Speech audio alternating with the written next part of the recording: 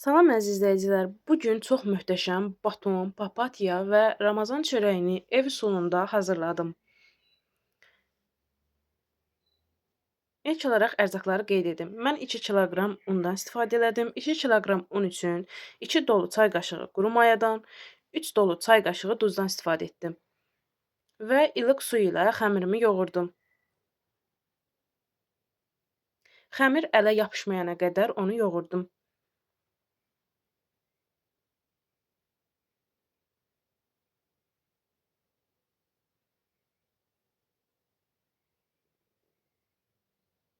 Və budur artıq xəmirim hazırdır. Gözləyirik ki, xəmirimiz mayalansın. Artıq xəmirim mayalandı.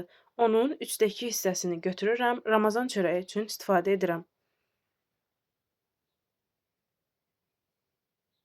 Bu şəkildə kündələdim və listimə yerləşdirdim. Qalan 1/3 hissəsindən isə baton və papatya çörəyi hazırladım.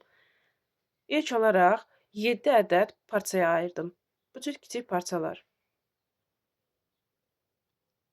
Təxminən 70-80 qram aralığında parçalar. Qalan xəmirimi isə kündələyib kənara qoydum. Bu kiçik 7 ədəd parçanı da bu şəkildə səliqəli kündələyib kənara qoydum.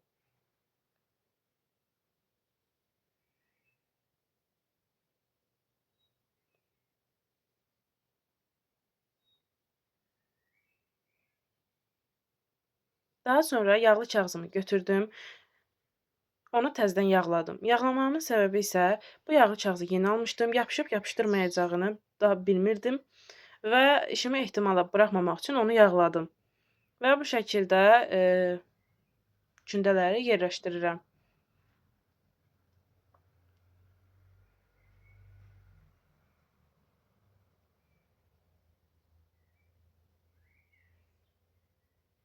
Və artıq budur papatya çörəyimizi hazırdır. Onu kənara qoyuram.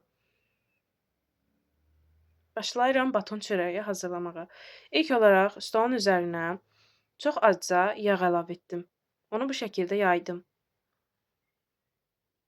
Xəmiri bu şəkildə açıram və başlayıb bu cür bükəcəm. Mütləq ovucumuzun içi ilə möhkəm-möhkəm onu birləşdirməliyik. Əgər birləşdirməsək, xəmirimiz içindən açıla bilər.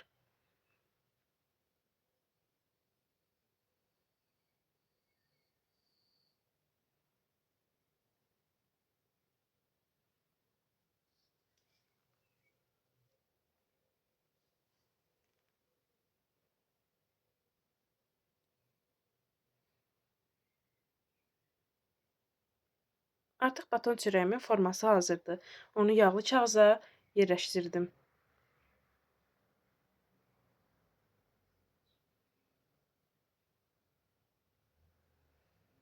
İndi isə Ramazan çörəyimizə forma verək. Onu bu şəkildə listə yayıram və bu şəkildə üzərinə çox azca yağ çəkirəm və bu formada şəkilləndirirəm.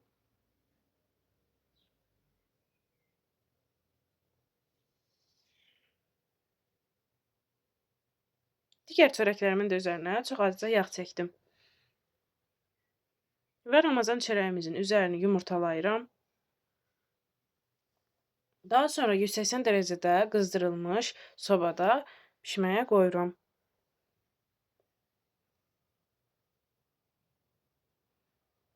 Baton çörəyimin üzərini tam yumurtaladım. Yumurtaladıqdan sonra üzərinə kəsiklər atdım. Sonra üzərinə bu şəkildə çörək otu səpdim. Papatyamızın üzərini yumurtalayıram.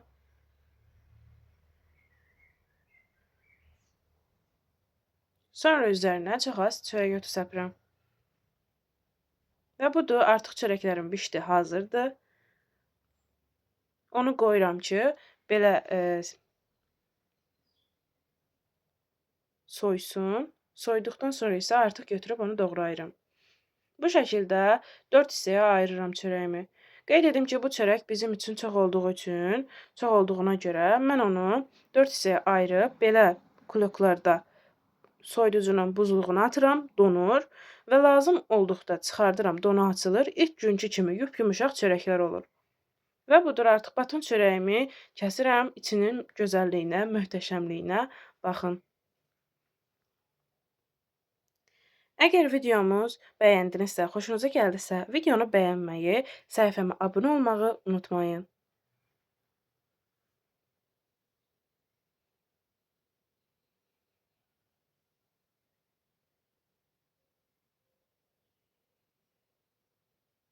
Sağ olun, salamat qalın.